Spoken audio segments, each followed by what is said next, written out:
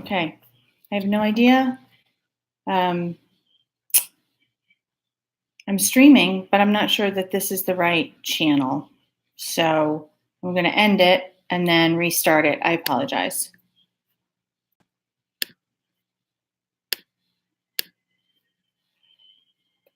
Wow, this is embarrassing. Okay.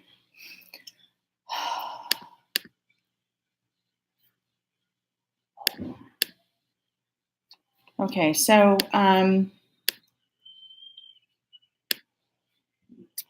if you can see me, if you would say something, I'm going to check my other channel. I apologize for you having to wait. I'll definitely extend the tutorial. Oh my goodness gracious, come on.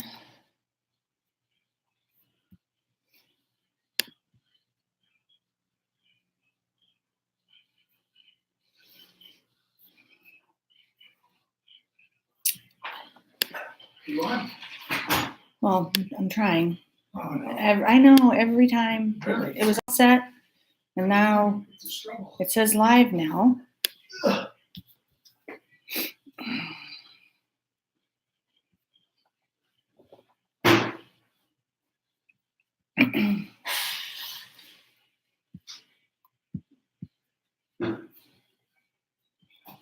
Okay, so this is a huge delay, and I can't tell how many people are watching or are there. Looks like it's just me, which means that I'm, okay, 3 watching now. All right, so if you're watching, if you would just pop in and say hello. Like I said, I can never tell. The YouTube is kind of a funny platform for live streaming. At least it is for me because there's a huge delay. Okay, George is online. Hi, George. All right, good. So, and I'm sure I'll have to repeat myself 50 times, but this tutorial is for clarification, not answers to the review. So if you have questions because you don't understand a concept, that's one thing. But if you're asking me specifically about a question on the review, I'm not going to answer that. I have been getting emails. I just checked my email from people about with the sending me a copy of their review, and I will send you the password because the Google Doc with the answers is password protected. So I will send you that as soon as the stream is over, so that you can have those answers. So, like I said, you can see me. I can't see you, but I can see your chat. So the idea is that you are going to chat in questions because that's the only way for us to communicate. I can tell you there are 20, 25, 27 questions on the honors version and 35 on the GT version. They're all multiple choice. Yeah, I can't think of anything else to tell you about it. There's no surprises. So obviously there's a lot of questions about active and passive transport, osmosis, diffusion, things like that. So this is your chance to ask me questions. I know there's a delay, but when you type in a question, I will respond by repeating the question and then hopefully giving you the answer. So at this point, there are no questions, so I'm not exactly sure what to do. I do know that a lot of you have struggled with the hypo and hypertonic concepts. And I'm not sure how many are going to be on this tutorial that aren't in my class. And I welcome you. I hope a lot of people join. But the way I helped my students, I am, honey, thank you. The way I help my students remember it is visually. So I'm going to get a piece of paper. Someday I'll figure out how to do a split screen, but I'm going to go get a piece of paper and show you that picture. So I'll be right back. So you can look at a really cute picture of my daughter Megan. That's a doozy. That's a good one.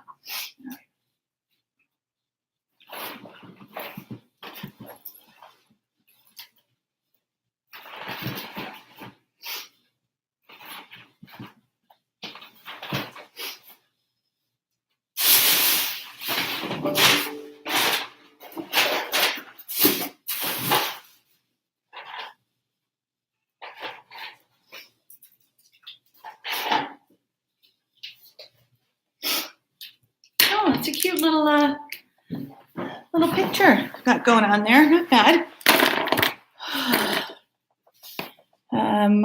Okay, so I'm going to explain. Hi, Grace. Hi, baby. And my dog just walked in. Hi, Pop. My son just got a new dog, and he just brought it over, and Gracie was not a fan. So I think she's traumatized, so she's sitting under the table. Okay. Any of you with older siblings, you'll know that my tutorials are entertaining. One time I made dinner during a tutorial. Made ziti bake. I just put my iPad right there on the table and then made the ziti bake. It was pretty funny. And then usually my dogs come in, though we lost Luna last year, a year ago, September. That was a bummer. But so Gracie isn't as disruptive as Luna was. She just is hanging out. Okay, I'll stop talking now.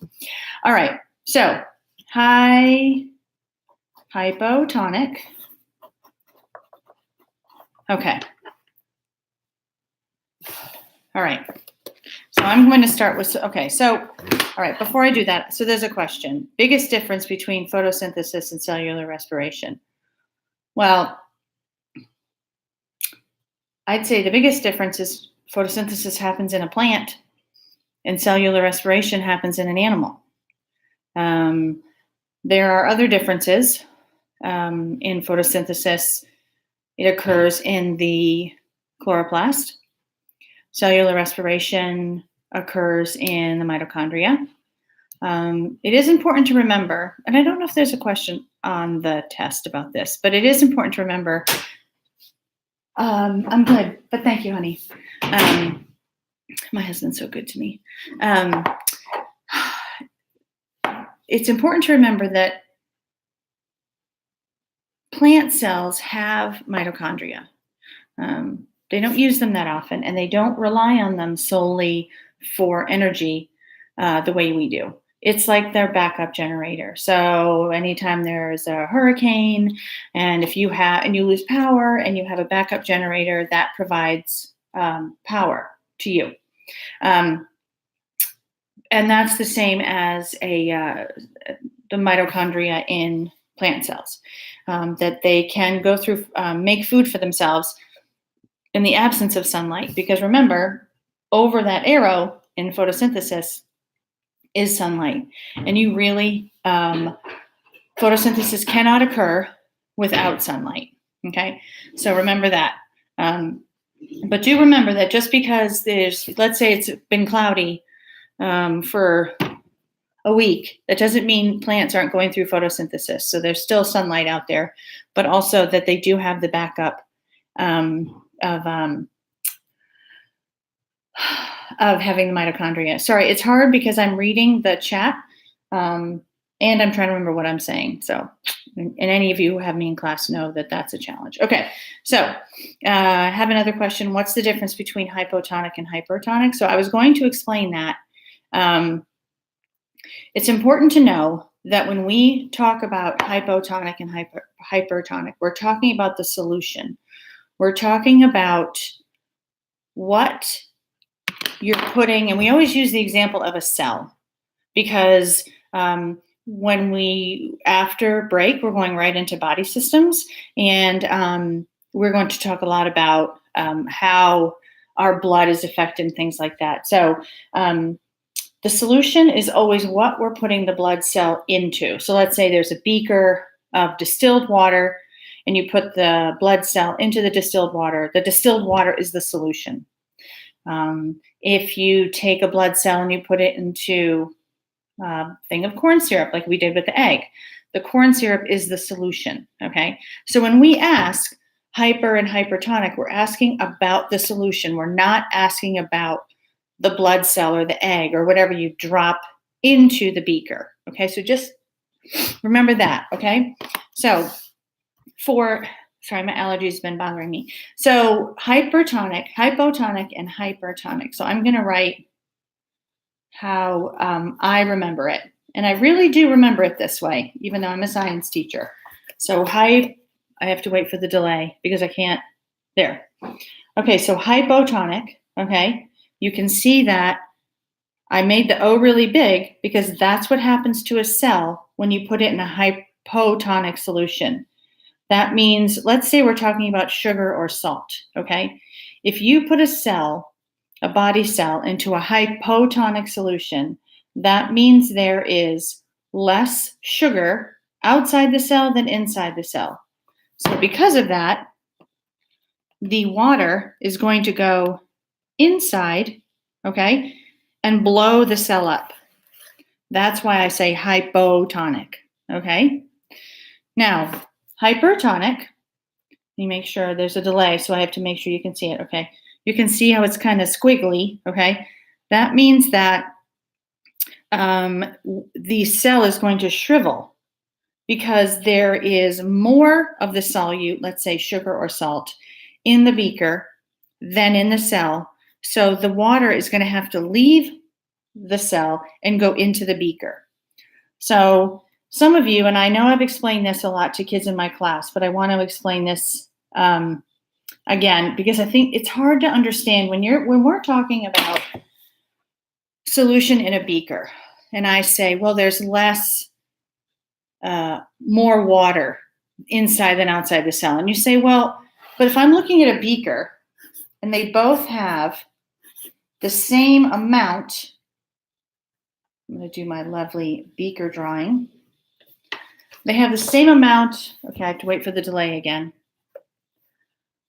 Okay, they have the same amount of liquid in each, okay? So you're saying, well, how can one have more water than the other? That doesn't make sense, okay? What I'm saying when I say that is that if you have, let's say in 100 milliliters of a solution, you can fit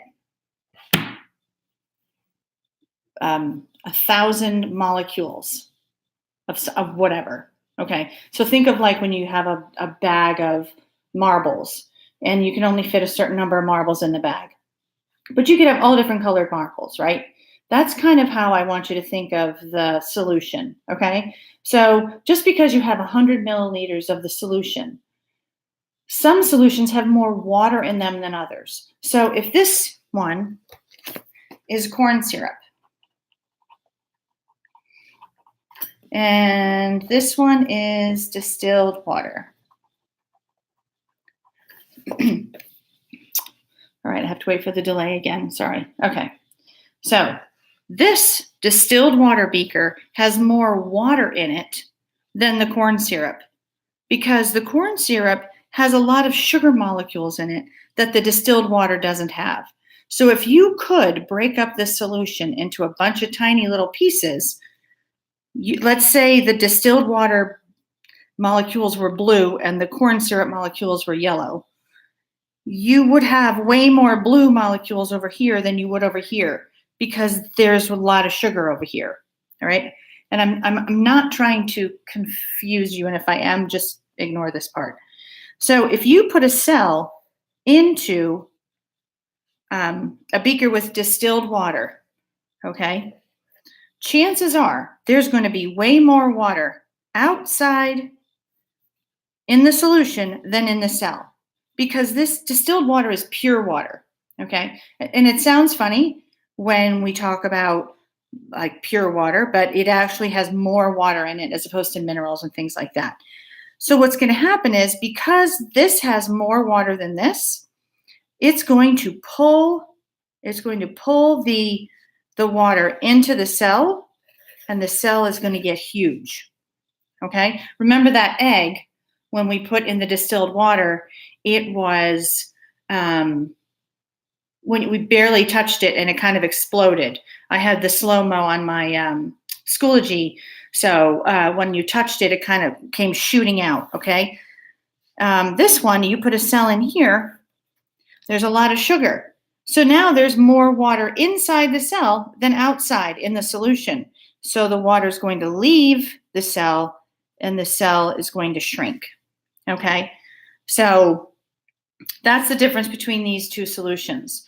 But how I remember it is in a hypotonic solution, the cell will swell.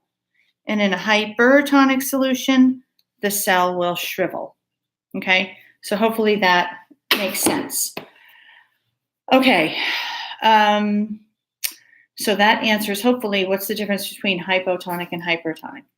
Does photosynthesis only occur in the chloroplast or throughout the whole plant? Okay, so when you think of, when we talk about cell theory, and you're like, okay, well, that wasn't my question.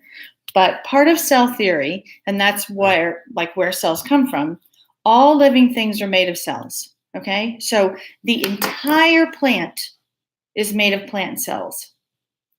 So yes, it only happens in the chloroplasts, but it happens throughout the entire plant because there are cells throughout the entire plant, okay? So every part of the plant is made of cells, and all of those cells have chloroplasts in them, and all of those chloroplasts have photosynthesis going on inside of them.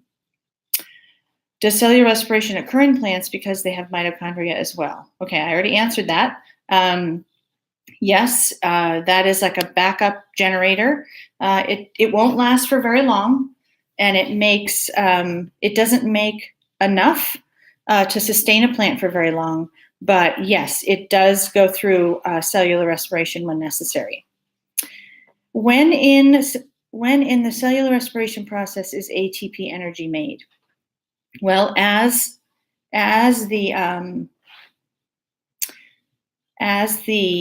glucose is being broken down, it is creating energy. That breaking apart of those bonds is creating energy, and that's when it happens. So I don't know if I can tell you the exact moment that it happens. It's just as the cells break down, or as those bonds break down, the ATP is created.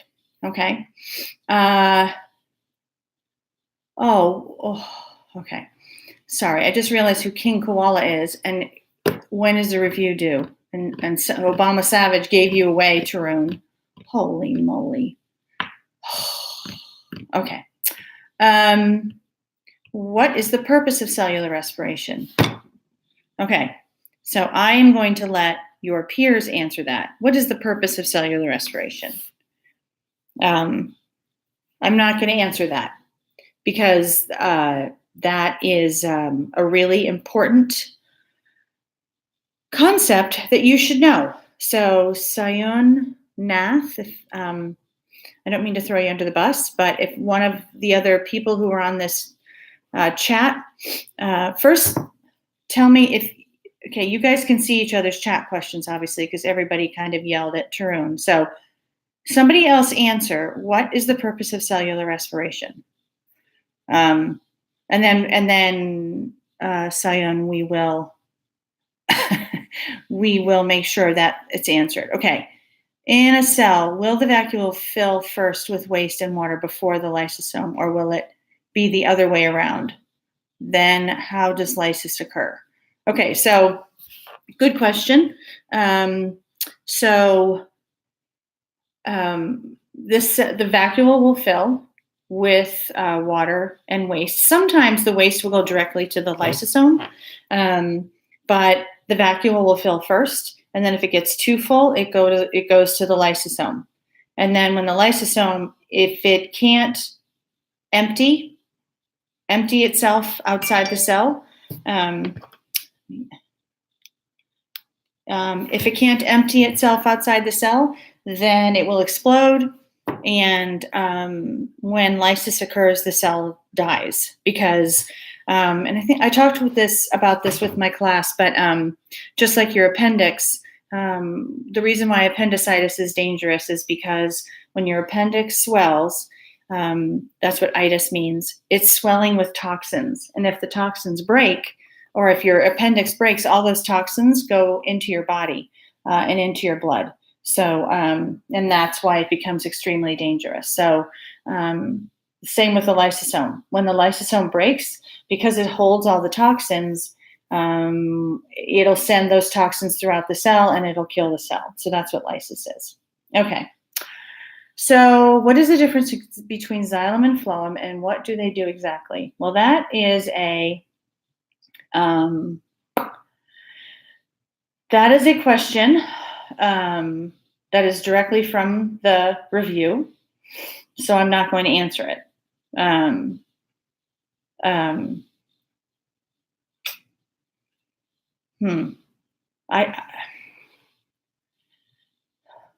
don't know.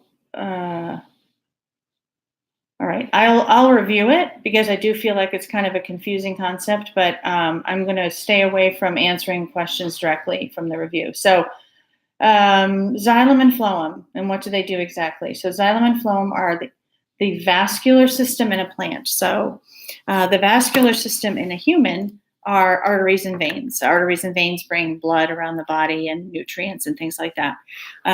Oxygen, obviously. So that's our vascular system, and we're going to learn about the circulatory system when we get back from break. But the vascular system in a plant are xylem and phloem. So there are tubes that run through the plant that bring necessary things around the plant. So xylem, I'll do another one of my weird pictures.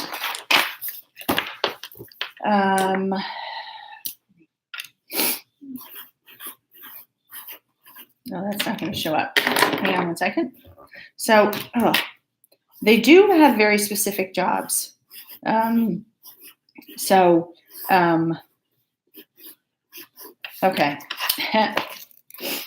it's my lovely plant. And so xylem starts at the roots, and it pulls water and nutrients from the soil up into the leaves where photosynthesis takes place. Okay, so it'll continue it up here, and xylem goes up. So xylem is up, so it pulls water and nutrients up into the stem, into the leaves. Okay, then phloem takes glucose.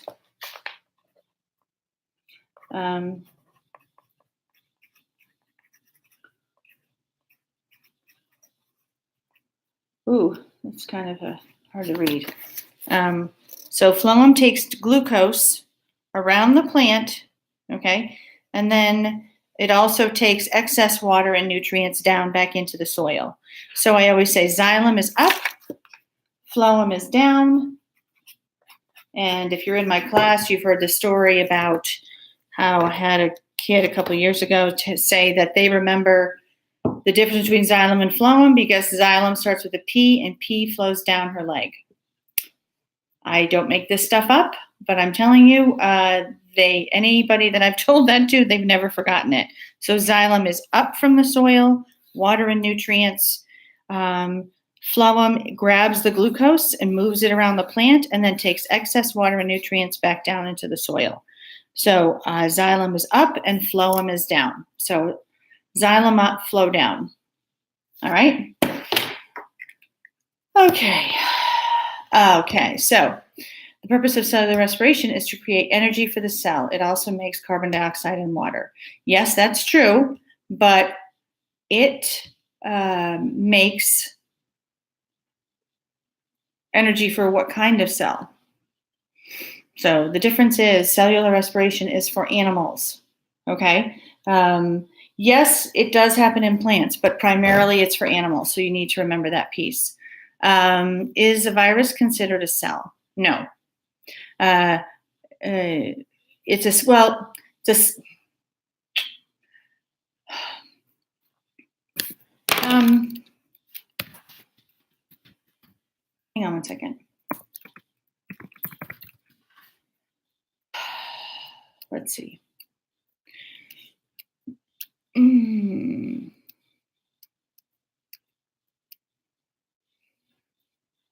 Because I don't know that a virus is a cell. It is not a cell. It is a strand of nucleic acid surrounded by a protein coat. That's 9th grade science. No, a virus is not a cell. Okay, have you sent the password to the people who have sent you the completed test review? No, I'm going to do that right after this. Okay, let's see. For clarification, the xylem and phloem are both located in the stem and roots, but they just go in different directions, right? Yes, they do, and they carry different things. So, sorry, I was decorating, and there's like glitter on the wreath, and it got into my eyes. Yeah, xylem carries water and nutrients, and phloem carries glucose and excess water and nutrients. So yes, they go up and down, but they also carry different things. In a plant cell, does the cell wall come first or the cell membrane? Also, is the cell wall semi-permeable? Can osmosis occur in a plant cell? So question number 1, cell wall is on the outside, then the cell membrane. Yes, the cell wall is semi-permeable. It would have to be. It's a good question, but it would have to be, because if not, nothing could, they wouldn't be able to get food or whatever. So, but yes, a cell wall is semi-permeable. It is much more rigid. And yes, osmosis occurs in a plant cell, because that's how water crosses into a plant cell, into the vacuole. So that's really the only way it could work. Okay. Obvious question, but on the test review, do we do the questions where we put a green next to it? Absolutely. I asked my classes, and again, I don't know if how many of you are in Miss Aguirre or Miss Strye's class, but I had my students stoplight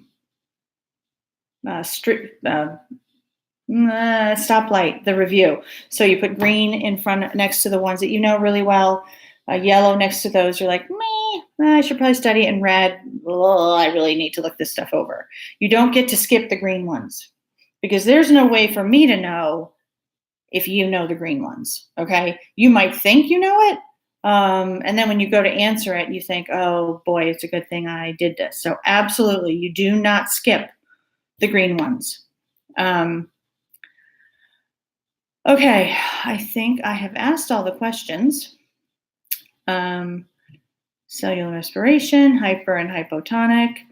Just remember that when we ask about hypo and hypertonic, we are talking about the solution.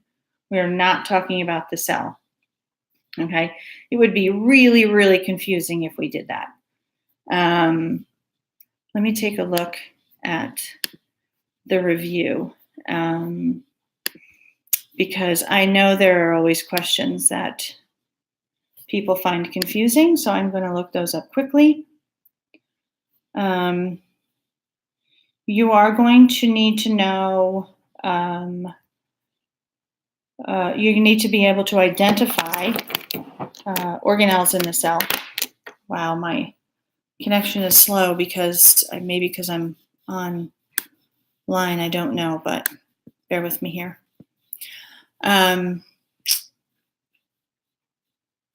Wow, it's not opening. Okay. So there will be a diagram of a cell, and you are going to have to, come on. There will be a number pointing, with a line pointing to the cell, and you'll have to identify the organelle. So you need to know where the organelles are in a cell. So if you're not sure about that, you might want to go back and look at any diagrams that you have. The quiz that we did over identification, that would be a good resource. Hang on, here it is. Okay, here's the test. Ooh, look at that.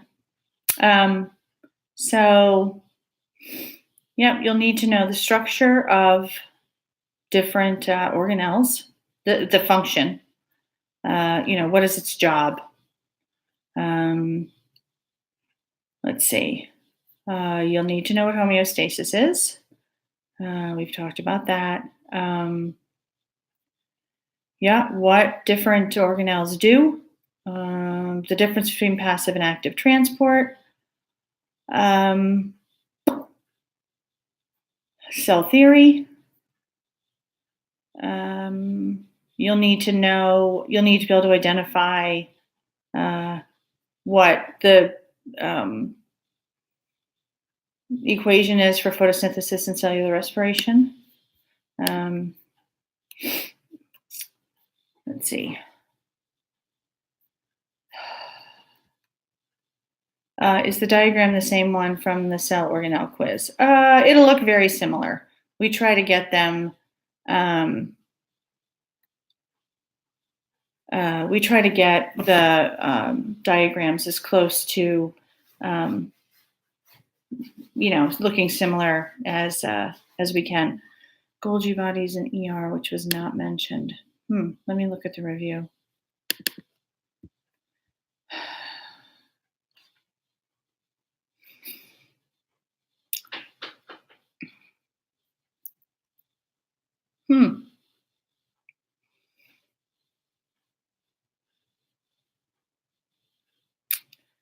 Well, you only need to know the organelles that are on that list. You only need to know the organelles that are on that list. Vacuole, mitochondria, cell membrane, cytoplasm, nucleus, cell wall, chloroplast. Okay, good question. I'm glad you asked that. Okay. Is it a level 2 grade? Good Lord, I'm not even going to answer that. Can I post the cell organelle quiz so we can remember and remind ourselves? You don't have it? You should have your copy. I'm pretty sure in the folder there are in the cell, the organelle folder, whatever, cell biology. I'm pretty sure that there's a diagram there, so you can use that. Those are all good questions, though. Yeah. You only need to know the organelles on the quiz, on the review. But I'm glad you brought that up because I need to double check the test to make sure that those weren't asked, because that wouldn't be fair. I told you that I promise you, teachers aren't out to get you. I just need to. I want to double check that because that's something that we could have missed. So I'm making myself a note right now. Check test. There will be some.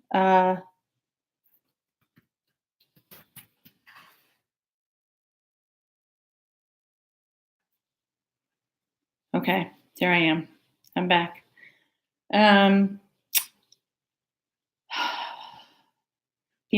So it'll be a definition, and then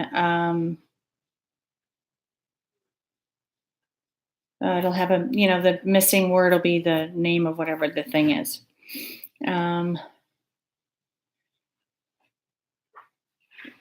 That's fine if you didn't check your name off. That you just check it off tomorrow.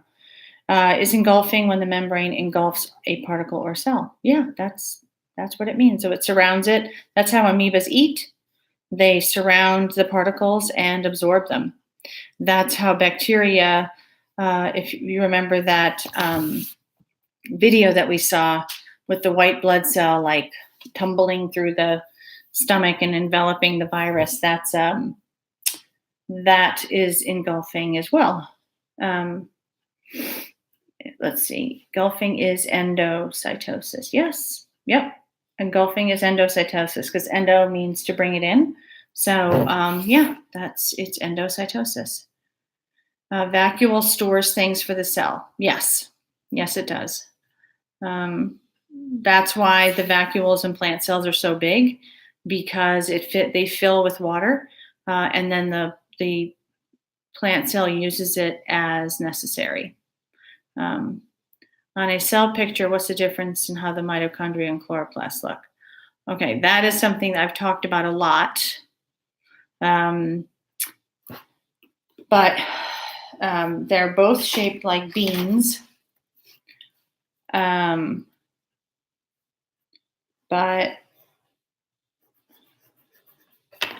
a mitochondria will always look like that. It'll always have that zigzaggy look to it. I'm waiting because there's a delay. It'll always look like that.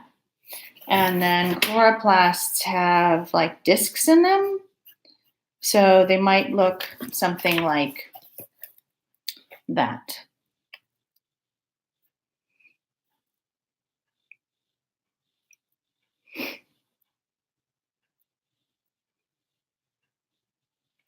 Okay. Yep, good. There's one person says, Tarun, it's the lines, the mitochondria is squiggly and the other is straight. Perfect. Squiggly is mitochondria. Earlier you said we need to know where in the cell organelles are. Do you mean what they look like or what they do or location? Yes. Yes, you need to know. When I say location, so for example, and it won't be on the test because you don't have to know Golgi bodies, but remember I talked to you about how Golgi bodies and endoplasmic reticulum look so similar, but you know that the endoplasmic reticulum is always attached to the nucleus. So if you're asked about that structure that's kind of far away from the nucleus, you know it's the Golgi body and not endoplasmic reticulum. That's the kind of thing I mean by that. Let's see. With the example you just gave, did the white blood cell destroy the virus by engulfing it and then destroying it? Yes. The discs in a chloroplast would be chlorophyll. Yes, they would. And mitochondria is only in animals. No, that is not true. I just said that, we've talked about it a lot. There are some mitochondria in plant cells, and that is their backup plan for food. But chloroplasts are only in plants. Animals do not ever go through photosynthesis, but plants sometimes go through cellular respiration. No, you don't need to know anything about viruses. Somebody else brought that up in here. I have no idea why.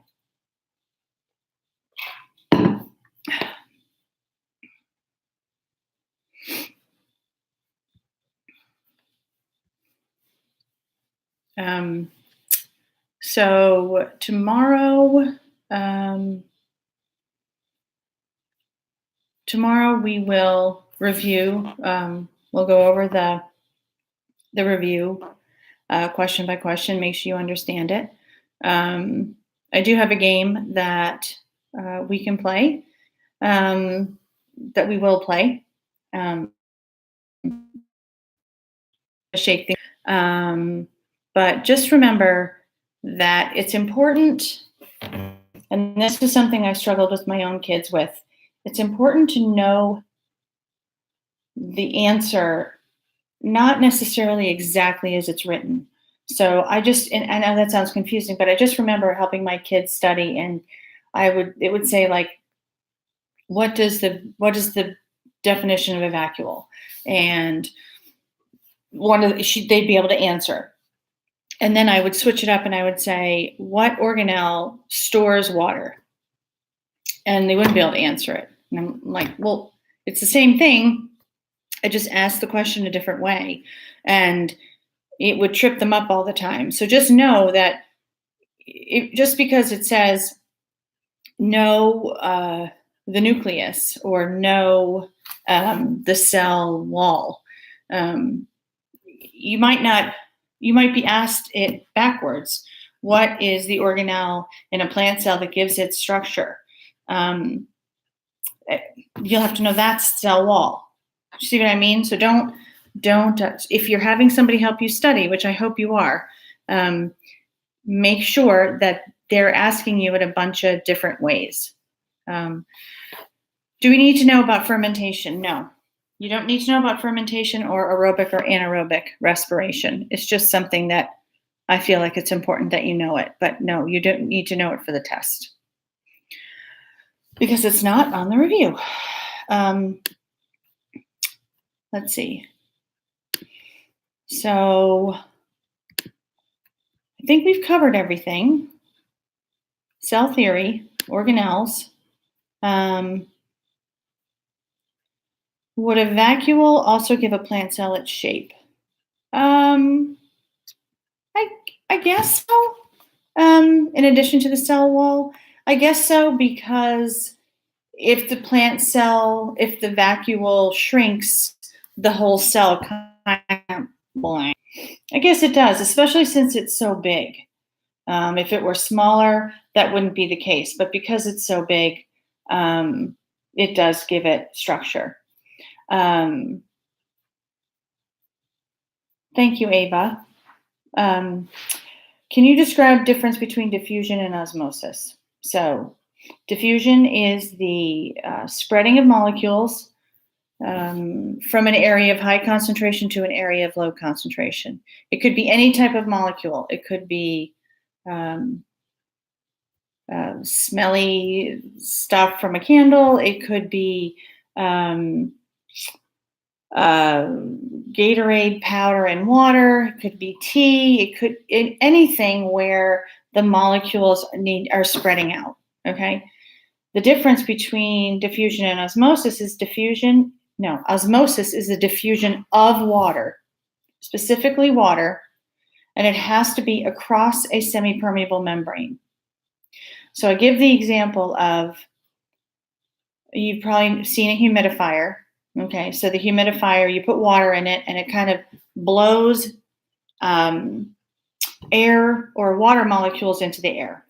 And it's usually you use it because, especially in the winter, I know I get nosebleeds a lot in the winter because my nasal passages get really dry from the heat. So I always have a humidifier in my room. So that it's sending water into the air, but that is not osmosis because there's no membrane. It's not crossing a cell membrane. That's osmosis. It has to be water crossing a membrane.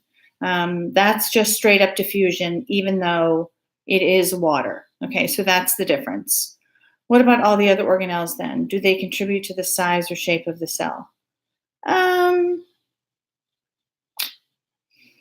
Well, cytoplasm certainly does, because that's where all the cells float. All the organelles float around.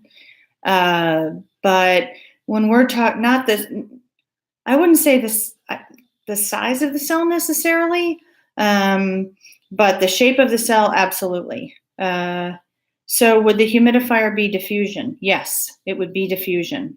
That's the difference. Let's see, make sure I didn't miss any questions. Okay, so if you send me your review, I will be sending you, once I get off the phone, I will be sending out the password to that Word document. you're very welcome. I'm glad. I hope this was helpful. I think sometimes just talking through some questions is helpful. So, there's a question about chlorophyll. Don't worry about that. Really, the Granum in stacks of 3. Don't worry about that. So you're all very welcome. Thank you for being so polite and well behaved on the chat. And I will see you tomorrow. Don't worry about Granum. That is not. I didn't. It's the inside of a chloroplast, but we didn't cover that, so don't worry about it. So have a good night, and I will see you all tomorrow. Bye.